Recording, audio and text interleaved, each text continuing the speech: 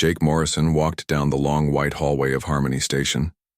His boots made soft clicking sounds on the metal floor.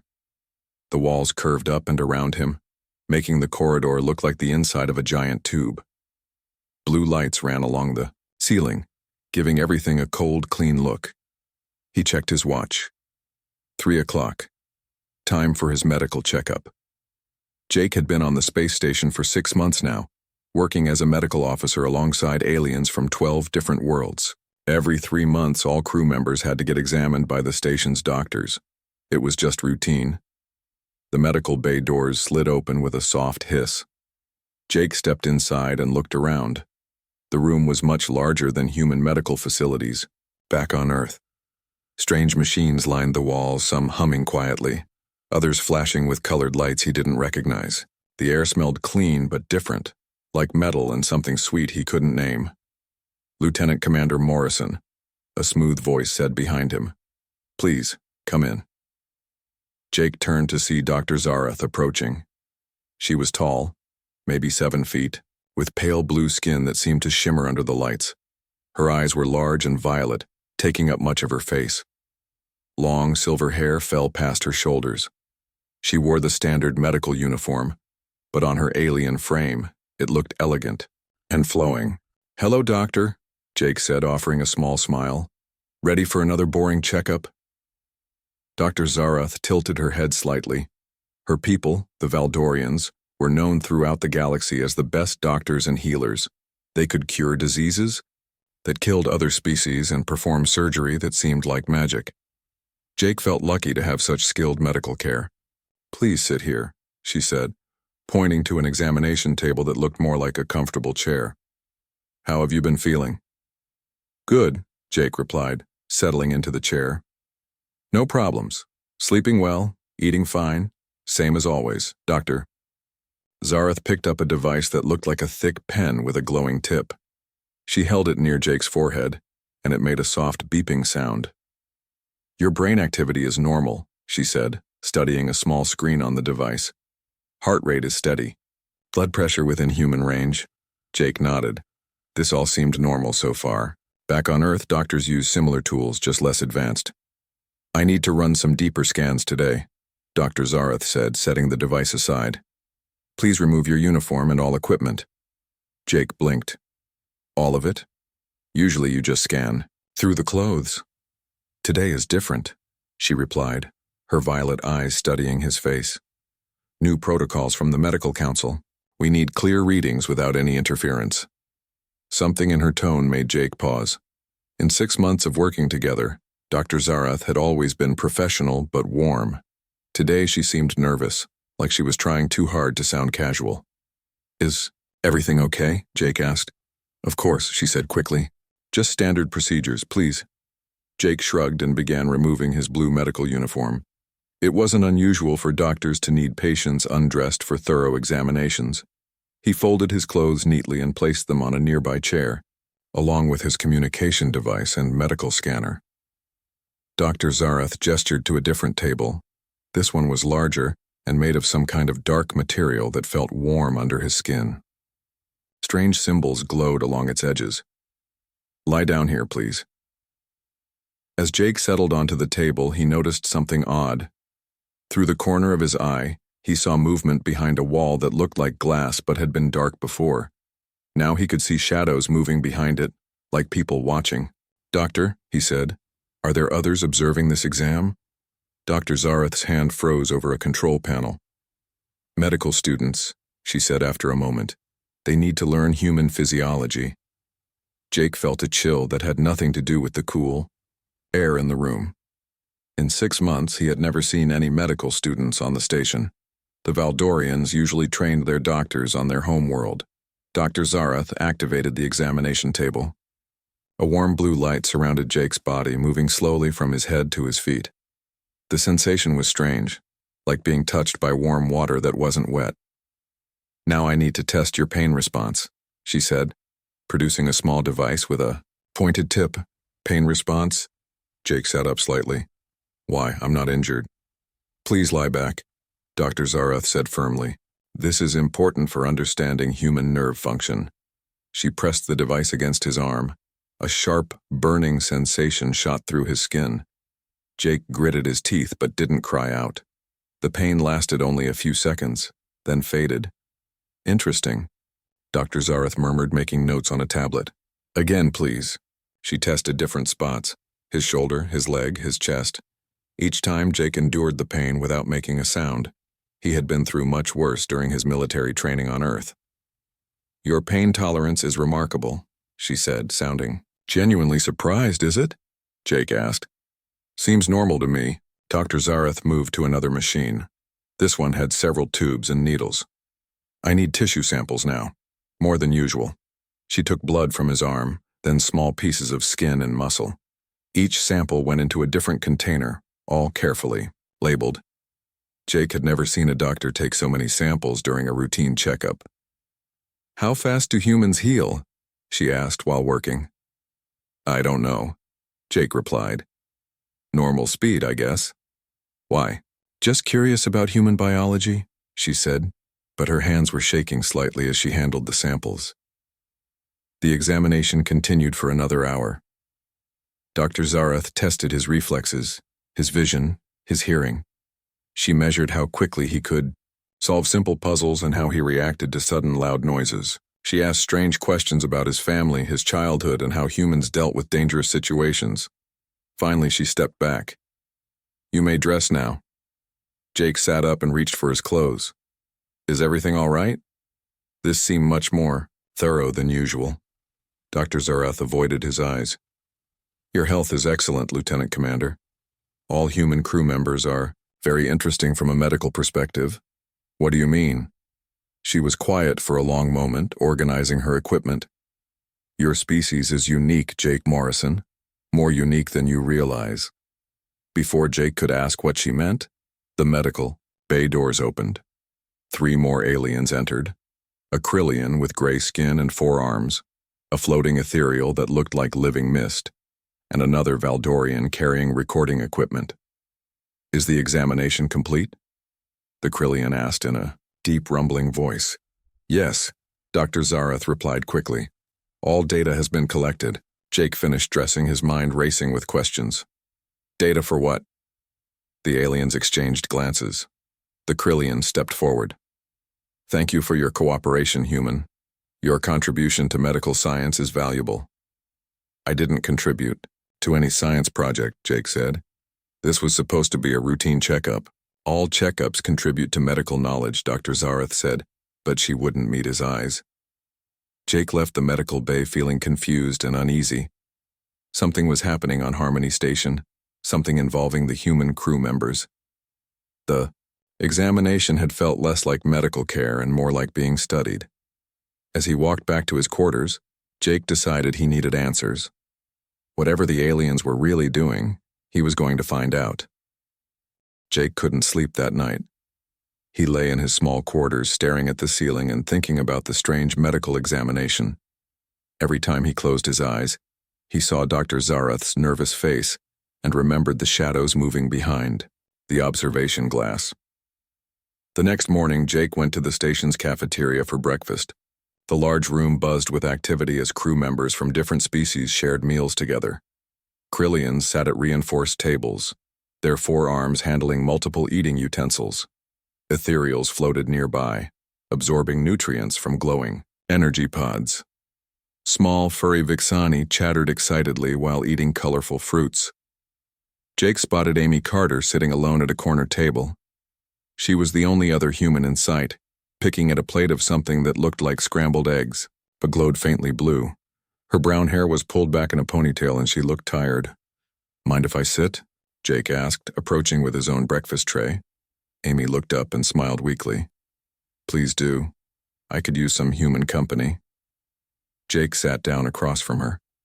Amy was a communications officer, responsible for translating messages between the different alien species on the station. She had been here 2 months longer than Jake and knew the station better than anyone. You look like you didn't sleep well, Jake said. Neither did you, from the looks of it, Amy replied. Let me guess. Medical checkup yesterday? Jake nearly choked on his coffee. How did you know? Because I had mine 3 days ago and I've been thinking about it ever since. Amy leaned forward and lowered her voice. Tell me, was yours normal? Jake shook his head. Definitely not. Dr. Zarath made me undress completely, took way more samples than usual, and asked really strange questions. Plus, there were others watching from behind glass. Same here, Amy said, relief evident in her voice. Except my examiner was Dr. Corveth, that gray-skinned Krillian. He kept asking about human emotions, how we form friendships, what makes us afraid. And he tested my pain tolerance like he was conducting some kind of experiment. Dr. Zarath did the same thing, Jake said. She seemed surprised by how much pain I could handle. Amy glanced around to make sure no aliens were listening. Jake, I think they're studying us. Not for medical reasons, for something else. But why? Jake asked. We're part of the crew. We're supposed to be working together. I don't know, Amy said. But I've been paying attention to things since my checkup. Have you noticed how the other aliens look at us sometimes? Like we're puzzles they're trying to solve? Jake thought about it. Now that Amy mentioned it, he had caught several crew members staring at him during his shifts. When he smiled and waved, they quickly looked away. There's something else. Amy continued. Yesterday I was in the communications center when a message came through from the Galactic Medical Council. It was encrypted, but I caught a few words before it locked down. Human study, remarkable results, and Phase 2. Jake felt a chill run down his spine. Phase 2 of what? I wish I knew, Amy said. But I think we need to find out what's really going on here. After breakfast, Jake decided to do some investigating. As a medical officer, he had access to the station's medical database. Maybe he could find some clues about what the aliens were really doing. Jake made his way to the medical section's computer terminal. The hallway seemed quieter than usual, with fewer aliens moving around. He nodded to a passing Vixani, who squeaked, a greeting but kept walking quickly. The medical computer system was advanced but familiar. Jake had learned to use it during his first week on the station.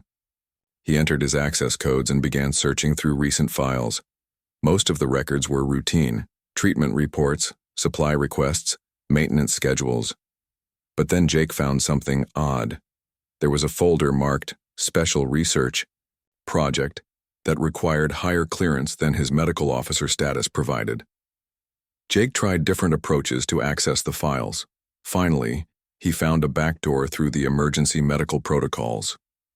If he pretended to be looking up treatment procedures for humans, he could glimpse some of the restricted data. What he saw made his blood run cold. The files contained detailed studies of every human on the station. Not just medical information, but psychological profiles, stress response tests, and analyses of human behavior under different conditions.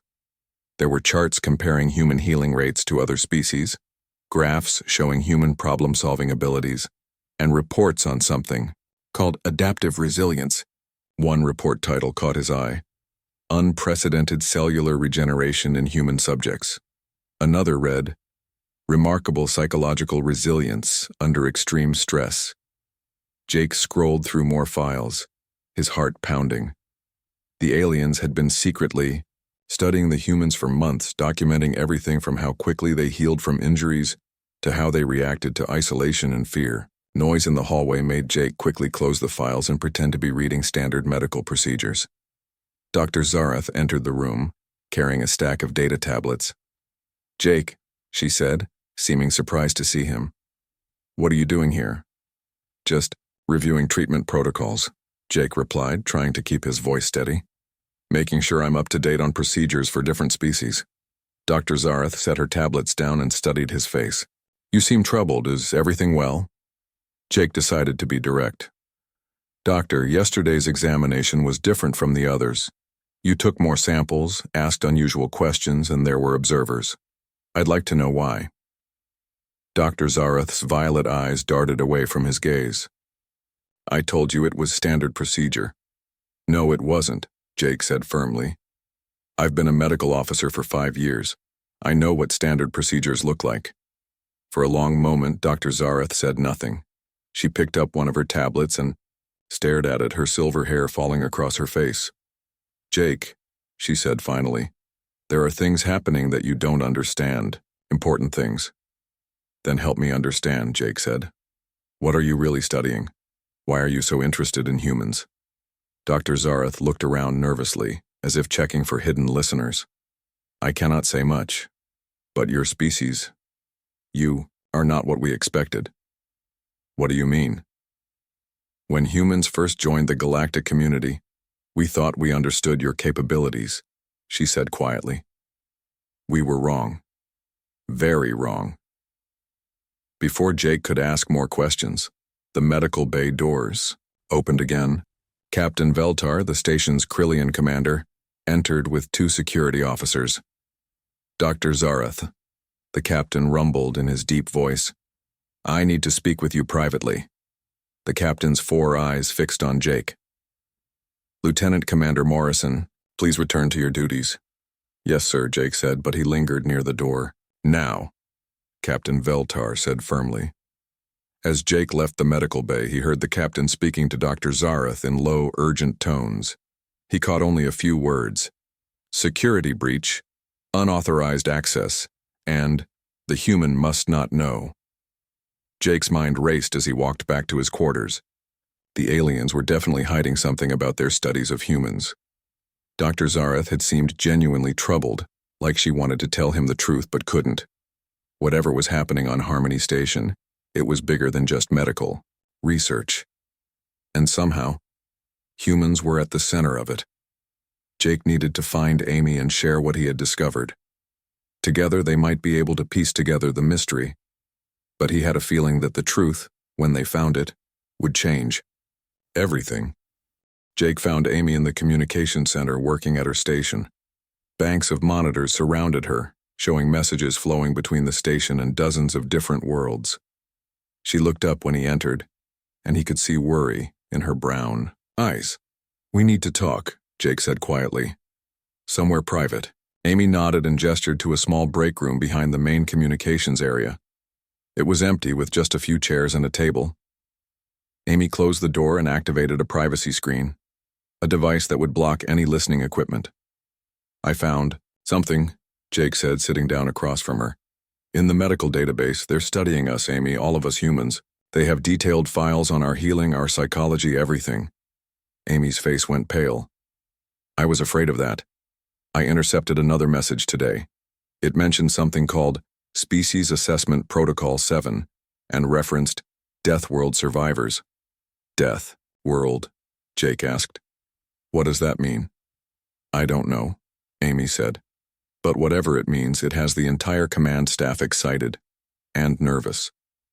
Before Jake could respond, the door chimed. Both humans turned to see Captain Veltar standing in the doorway. His gray skin looked darker than usual, and all 4 of his arms hung stiffly at his sides. "Lieutenant Commander Morrison, Officer Carter," he said in his rumbling voice. "Please, come with me." "Sir, we were just—" Amy began. "Now," the captain interrupted. "Both of you." Jake and Amy exchanged glances. They had no choice but to follow. Captain Veltar led them through corridors Jake had never seen before, deeper into the station's core. The walls here were different, older-looking, with alien writing, etched into the metal. They stopped at a heavy door marked with symbols in several languages. Captain Veltar placed his hand on a scanner, and the door slid open with a deep rumble. Inside was a large conference room filled with aliens Jake recognized from around the station. Dr. Zarath sat at the curved table, along with Dr. Korveth and several other department heads. At the far end of the table sat 3 aliens Jake had never seen before. Their uniforms marked them as high-ranking officials from the Galactic Council. "Please sit," Captain Veltar said, gesturing to 2 empty chairs. Jake and Amy sat down, feeling very small surrounded by so many alien officials. The room was quiet except for the soft humming of the station's systems. One of the Galactic Council members, a tall being with pale green skin and large black eyes, stood up. "Humans," it said in perfect English, "we owe you an explanation." "Yes, you do," Jake said, surprised by his own boldness. The green-skinned alien nodded. My name is Council Member Thys. What I am about to tell you is classified at the highest levels. You have discovered our research project, and now you must know the truth. Jake felt his heart beating faster. What truth? Your planet, Earth, is what we call a death world, Thys explained. Most species in the galaxy evolved on stable planets with gentle environments. Earth is different. Your world has extreme weather, natural disasters, dangerous animals, and diseases that would kill most other species within days. Amy leaned forward. But we're just normal humans. We're not special. Dr. Zarath spoke up. You are more special than you realize. Humans have abilities that most species lack. You heal faster than anyone except the most advanced medical species. You adapt to new situations better than beings with much larger brains. You form emotional bonds that let you work together in ways that should be impossible. We have been studying your species for 6 months, Dr. Corveth added. Every test confirms what we suspected. Humans are survival specialists. Council Member Thys activated a holographic display above the table. Images appeared showing different planets and alien species. Most galactic civilizations are peaceful, logical, and stable. We solve problems through careful planning and advanced technology. But sometimes logic and technology are not enough. The display changed to show star maps with red warning zones. There is a threat approaching from outside our galaxy. We call it the Void Collective, a machine intelligence that destroys everything in its path. It has already consumed 3 star systems. Jake stared at the images of destroyed worlds. What does this have to do with us? Our military forces have tried to stop the Void Collective, Thys explained. We used our best strategies, our most advanced weapons, our most brilliant commanders. We failed every time. The machines learn from every battle, Captain Veltar added. They adapt to our tactics faster than we can change them. They think like we do, logically, predictably. Dr. Zarath looked directly at Jake. But humans don't think logically. You're unpredictable. You make decisions based on emotion and instinct. You take risks that no logical being would consider. You're saying our recklessness is an advantage? Amy asked. Not recklessness, Thysa corrected. Creativity under pressure. The ability to find solutions that logical minds cannot see. During your examinations, we tested how you respond to impossible situations. Every human surprised us. The holographic display showed footage from the medical tests. Jake watched himself enduring pain without complaining, solving puzzles in ways the aliens hadn't expected, and showing stress responses that actually improved his performance instead of hindering it. When Dr. Zarath tested your pain tolerance, Dr. Corveth explained, she discovered that humans actually function better under stress. Most species shut down when hurt or afraid. Humans become more focused. Your healing abilities are remarkable, Dr. Zarath added. Small injuries that would take other species weeks to recover from heal on humans in days. Your immune systems fight off diseases that would be fatal to most galactic citizens. Council Member Thys deactivated the display. We need your help. The Void Collective will reach the core systems within months. Our conventional forces cannot stop them. Jake felt overwhelmed. You want us to fight machines that destroyed 3 star systems? There are only 12 humans on this station. Not just you 12, Thys said. We want to contact Earth. We want to ask your species to help lead the defense of the galaxy. Lead? Amy said. We don't know anything about galactic warfare. You know things we don't, Captain Veltar replied. You understand survival. You can make decisions when logic fails. You can inspire others to fight when the situation seems hopeless. Dr. Zarath reached across the table and touched Jake's hand. Her blue skin was surprisingly warm. I apologize for the deception. We needed to understand human capabilities before we could ask for your help. The tests were necessary. Jake looked around the room at all the alien faces. They were scared, he realized. These advanced civilizations with their superior technology and ancient wisdom were afraid of an enemy they couldn't understand. What exactly are you asking us to do? Jake said. Help us think like humans, Thys replied. Teach us to be unpredictable. Show us how to fight when logic says we cannot win. The Void Collective expects us to respond in certain ways, Dr. Corveth added. If we can change how we think, how we fight, we might have a chance. Amy was quiet for a moment, then asked, What happens if we say no? The room fell silent. Finally, Thys answered, Then the galaxy will likely fall. The Void Collective will continue its advance until all civilized worlds are destroyed. Jake felt the weight of the decision. A few days ago, his biggest worry was a routine medical checkup. Now the fate of billions of beings across hundreds of worlds might depend on humanity's answer. We need to contact Earth, Jake said finally. This decision is too big for just the humans on this station. Already arranged, Captain Veltar said. A secure communication link to your planet is being established now. Jake looked at Amy, who nodded slowly. Whatever came next, they would face it together. Then let's make the call, Jake said. The communication with Earth took 3 hours to establish. Jake and Amy sat in the main conference room with the alien command staff, watching technicians work on creating a secure link across 27 light-years of space. The room hummed, with nervous energy as various species worked together, their usual calm efficiency replaced by urgent determination. When the connection finally stabilized, a large holographic screen appeared above the conference table. The image showed a room on Earth with 5 people in military uniforms sitting around a similar table. Jake recognized the insignia of Earth's United Defense Command. This is Admiral Lisa Kane, speaking for Earth's government, said a stern-looking woman with gray hair. We've received your preliminary report. Are you telling us that alien civilizations need human help to fight a war? Council member Thys stepped forward. Admiral Kane, the situation is more serious than our initial message indicated. May I show you what we're facing?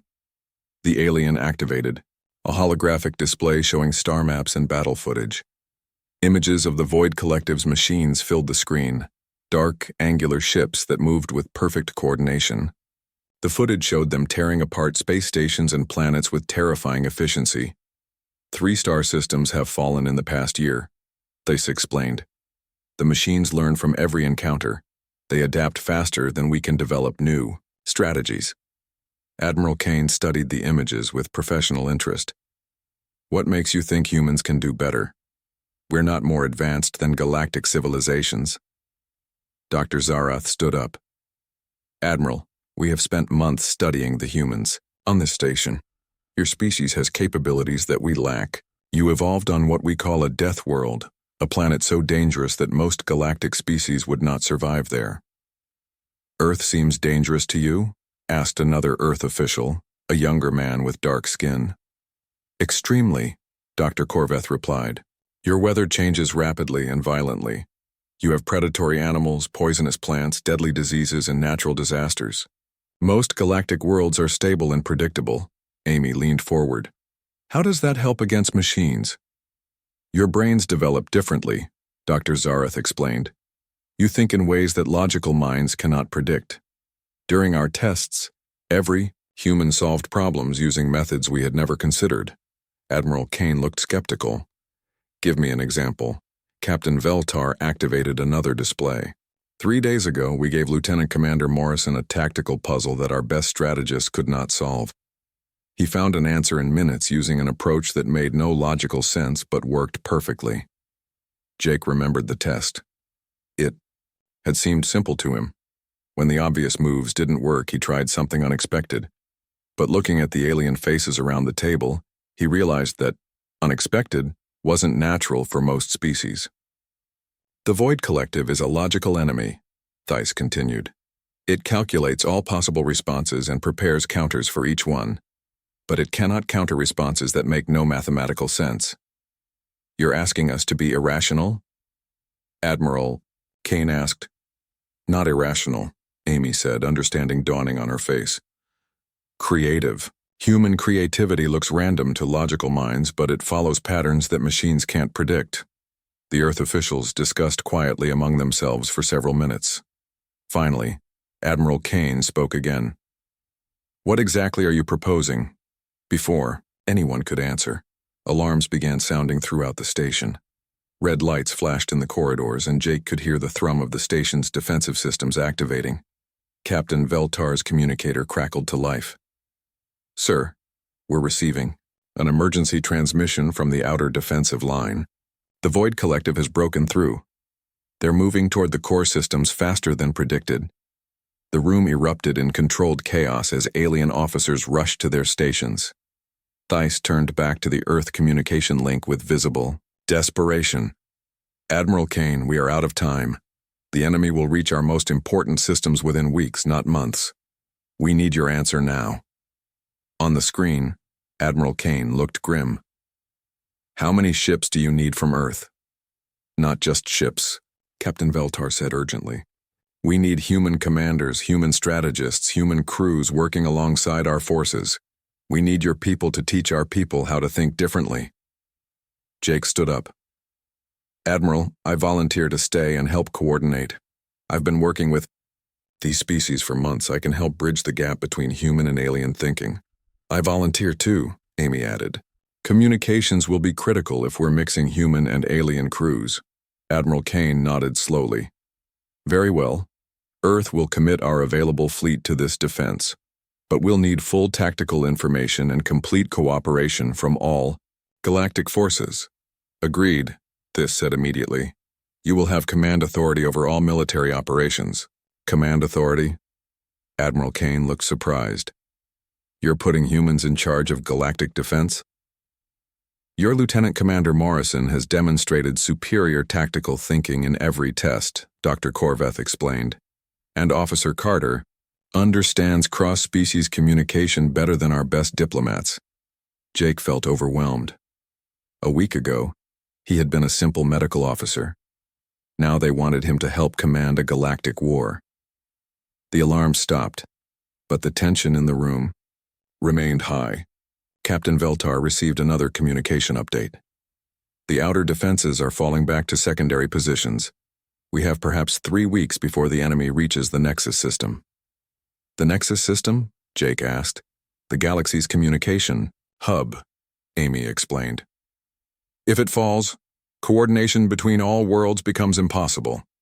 Admiral Kane's image flickered as the long-distance communication began to destabilize. "We'll need time to mobilize our fleet and get them to your location." "We can buy you time," this said, "but our conventional forces will not hold long against the Void Collective."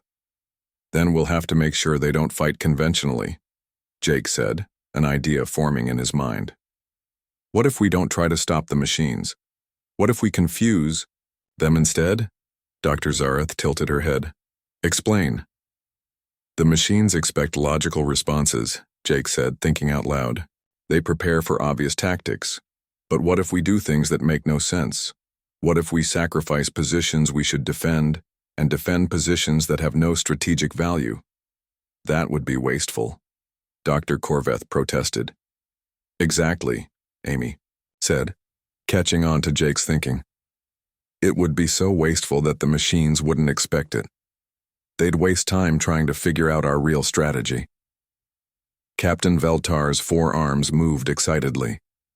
"The machines would recalculate their approach, looking for logic that doesn't exist. Meanwhile, our real strategy would be to keep them guessing until Earth's fleet arrives," Jake continued. Admiral Kane leaned forward on the screen. "That's assuming human tactical thinking really is as unpredictable as you believe." "There's only one way to find out," Jake replied. "But Admiral, we'll need human crews on as many ships as possible. Our people need to work directly with alien crews, not just give orders." "Understood," Admiral Kane said. "We'll send our most experienced captains and crews, but Commander Morrison?" "Yes, Admiral? Don't get humanity's first galactic command assignment wrong. The whole galaxy is watching." The communication link ended, leaving the conference room in tense silence. Jake looked around at the alien faces, seeing hope mixed with fear in their expressions.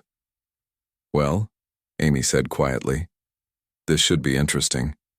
Captain Veltar began issuing orders to prepare the station.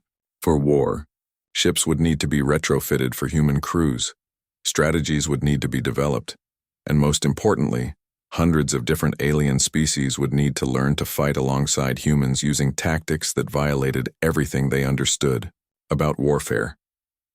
Jake realized that the real battle wouldn't just be against the Void Collective.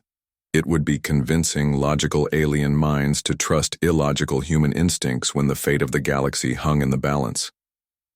2 weeks later, Jake stood on the bridge of the battleship Unified Hope, watching the largest military fleet in galactic history prepare for battle. Through the main viewing screen, he could see hundreds of ships from dozens of different worlds. Sleek Valdorian medical vessels floated beside massive Krillian destroyers. Small, fast Vixani fighters darted between the larger ships like metal insects, and scattered throughout the alien fleet were 30 ships from Earth, carrying crews who had volunteered for humanity's first galactic war. Final positions confirmed, Amy reported from the communications station. She wore a headset that translated between 12 different languages simultaneously. All fleet commanders are ready. Jake nodded, trying to look more confident than he felt. 3 days ago, the Void Collective had destroyed the outer defensive line exactly as predicted. Now the machine fleet was approaching the Nexus system, and this mixed fleet of humans and aliens was all that stood in their way. Enemy contact in 20 minutes, announced Lieutenant Ben Clark, a young human officer monitoring the sensor arrays. They're coming in fast and organized. Through the viewing screen, Jake could see the Void Collective approaching like a dark cloud. Their ships moved in perfect formation, each machine calculating the most efficient path to victory. There were hundreds of them, all identical, all deadly. Captain Veltar approached from his command station. The Krillian's forearms worked frantically over different control panels. Jake, our conventional analysis shows we are outgunned 3-1. Logic suggests we should retreat. Good thing we're not following logic today, Jake replied. He activated the fleet-wide communication system. All ships, this is Commander Morrison. Remember, our job is not to win this battle quickly. Our job is to confuse the enemy until they make mistakes. Dr. Zarath, who was serving as the fleet's medical coordinator, looked nervous. Jake, what if your human tactics don't work? Then, we're in the same situation we'd be in with alien tactics, Amy said from her station. Except at least this way, we're doing something the machines won't expect. Jake studied the tactical display showing both fleets. The Void Collective ships were arranging themselves in a logical attack formation, preparing to strike at the strongest points of the galactic defense. It was exactly what any reasonable commander would do. Ben, send orders to all ships, Jake said. Phase 1, confused retreat. Confused retreat? Captain Veltar asked. We're going to run away, Jake explained, but not in any pattern that makes sense. The orders went out to the fleet. Instead of fighting or retreating in an organized formation, the galactic ships began moving in seemingly random directions. Some groups charged straight at the enemy. Others fled toward empty space. A few started flying in circles. On the tactical display, Jake watched the Void Collective's response. The machine ships paused, their perfect formation wavering as they tried to calculate the logic behind the galactic fleet's movements. It's working, Ben reported excitedly. The enemy ships are slowing down, they're running new calculations. Phase 2, Jake announced. False sacrifice. This was the part that had been hardest to explain to the alien commanders. Instead of protecting their most valuable ships, the galactic fleet was going to deliberately expose them to enemy fire while hiding their weaker vessels. Captain Veltar watched as the fleet's main hospital ship, protected by only a few fighters, moved directly into the enemy's path.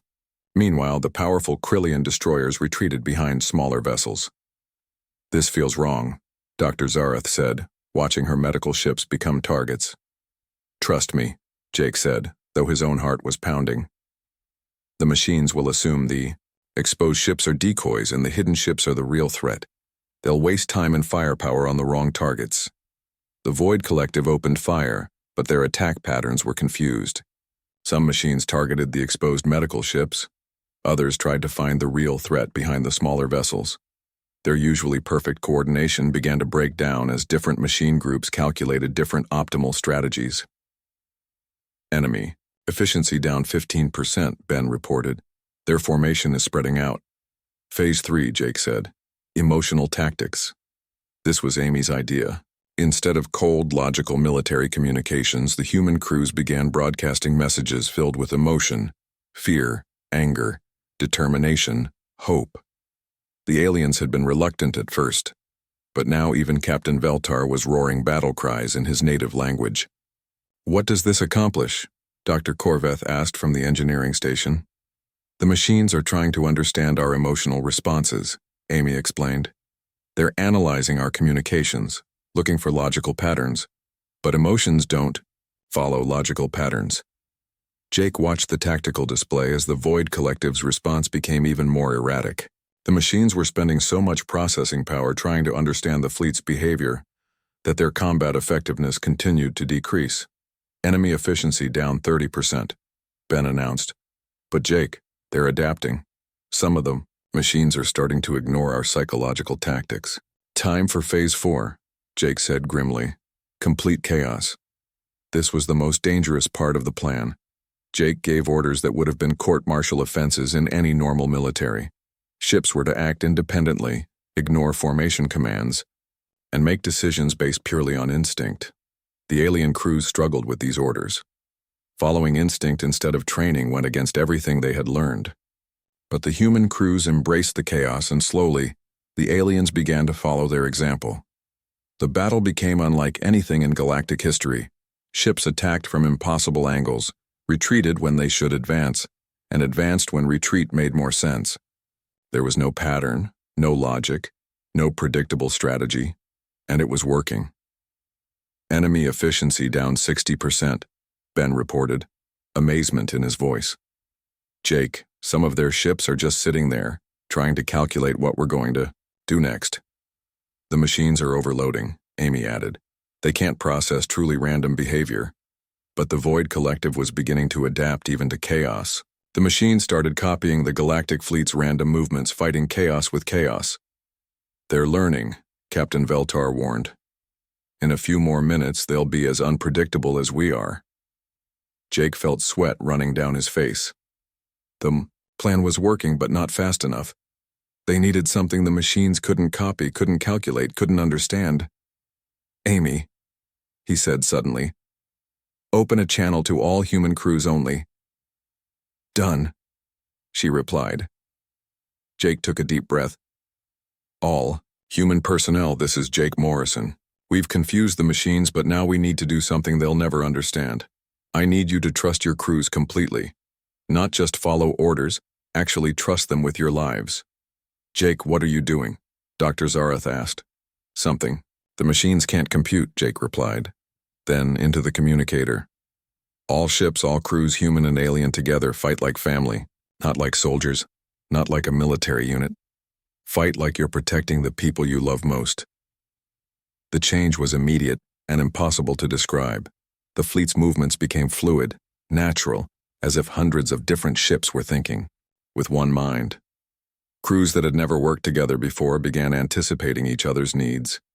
Human intuition merged with alien knowledge, creating tactics that no computer could predict because they were based on trust and emotional bonds rather than mathematics. The Void Collective's response was catastrophic. The machines had been designed to counter logical enemies that could be understood and predicted, but they had no programming for dealing with genuine love, sacrifice, and trust. Enemy fleet is breaking apart, Ben shouted over the noise of battle. Their coordination is completely gone. Jake watched as the machine ships began firing on each other, their computer brains unable to distinguish between friend and enemy when faced with behavior they couldn't analyze. All ships final phase, Jake announced. Show them what humanity learned on a death world.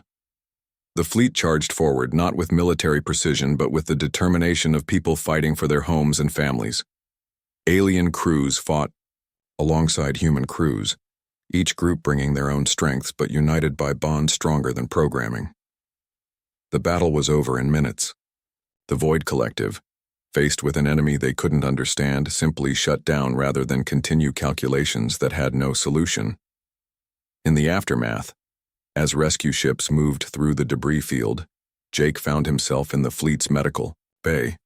Dr. Zareth was treating wounded crew members from both human and alien ships. "Jake," she said as she finished bandaging a Vixani pilot's arm, "I owe you an apology." "For what?" "For thinking humans were just another species to be studied," she replied. "What you showed us today, it wasn't tactics or strategy. It was something deeper." Jake nodded tiredly. "We didn't win because we're better fighters or smarter strategists. We won because we trusted each other when logic said we shouldn't." Amy approached, still wearing her communication headset.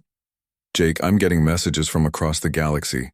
Every world wants to know how we defeated the Void Collective." "What do we tell them?" Jake asked. "The truth," Dr. Zareth said softly, "that sometimes the best answer to an impossible problem is not to solve it logically, but to trust in something that can't be calculated, Captain.